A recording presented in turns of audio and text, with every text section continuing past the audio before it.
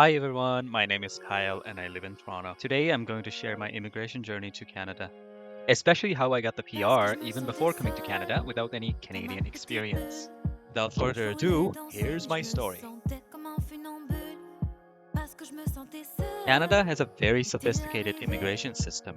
The gist is that we have a pool of applicants and they compete with one another. Every applicant has a score calculated based on their competences, experience, personal factors, etc. Those factors include English skills, employment experiences, French skills, although optional, and if you have Canadian experience, employment, or education, you get a big score bump. Completely lacking these Canadian experiences, my story was a bit different from others. Although I got almost the full possible score for my English, that is IELTS, my score would be far from the cutoff score of that time. In addition, my work experience in Korea didn't really bump my immigration score much, as you can claim as much as 3 years only. And the cutoff scores were getting higher and higher month after month because of heated competition. But, and this is a big but, I had something that would help me, a savior, that was, oui, le français. See, I learned French when I was in high school in a rather self-taught manner. My high school only taught Japanese and Chinese like any other Korean high schools. But since I was so not good at Chinese letters and kanji, I chose another language and that was French. I immediately loved French. It was honestly so similar to English, especially in terms of grammar and vocabulary. I know that French teachers hate it when I say this, but to me, it was true. Everything was just given. So long story short, I got almost the full score out of my English, which was IELTS, and well score out of my 3 years of Korean experience. And also almost nearly full score I could get out of my French.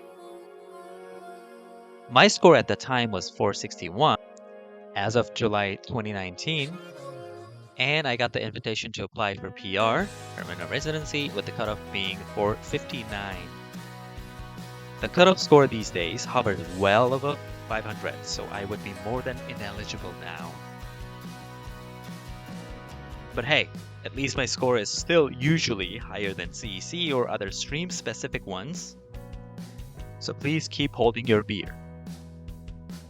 For French, you need to take an exam specifically designed for immigration to Canada, TEF Canada. That time, Korea didn't have any exam centers, so I flew to Kuala Lumpur, Malaysia to take the test.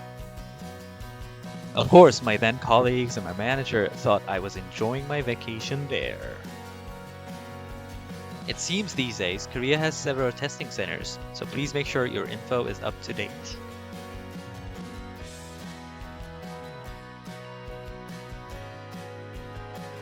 It's kind of ironic that I'm sharing this story when a lot of people are considering leaving Canada. But it's also true that Canada may have accepted too many immigrants, which people are complaining about. But coming to Canada after working for 8 years in Korea as a fully Korean with no other country to run to, it's honestly a living heaven. Literal heaven. I couldn't be more grateful.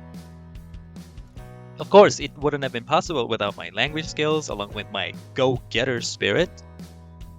To be honest, the moment I landed in Canada, although it was in the middle of the pandemic, felt like I just arrived home right after being lost forever. Everything made sense to me. Well, they still do, of course. Gradually, the pandemic was coming to an end, and I was now able to explore my new country, fully settled pretty much as a local. At work, I'm putting in probably half the amount of hours as I was doing in Korea. However, the rewards I get are almost double. Oh, don't get me wrong, in Korea I worked at some of the biggest companies, but I didn't feel like I was being rewarded for what I do. I mean, properly. Upon landing in Canada, I started with a salary that was about the average of all my past Korean companies together. Now, my salary is double that amount after 3 years. In Canada, I've been through 2 companies, 1 promotion, 4 salary increases in the course of 3 years. Something that was nearly impossible in Korea. Oh, by the way, I'm not a software developer or engineer or those high-earning STEM jobs.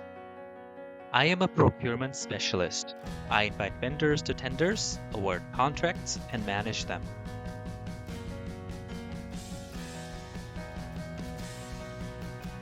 Another factor that makes my newfound home life would be that I'm getting mature.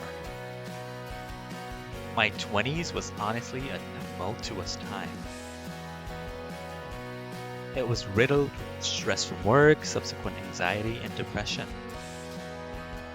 But I believe that even these tumultuous times had upsides. They shaped me into being a strong, responsible adult. But were these harsh times, especially work in Korea, necessary or justified? Heck no! No one deserves that kind of treatment. It's so sad to say these things, especially when it's my own country. But I also believe it's people like me who are brutally honest who stir the still waters and make differences. Well, I won't end with a cheesy comment like, oh, I love my both countries. Anyways, I'm proud to be this and this, blah, blah, blah, blah, blah. But I can confidently say this: heaven helps those who help themselves.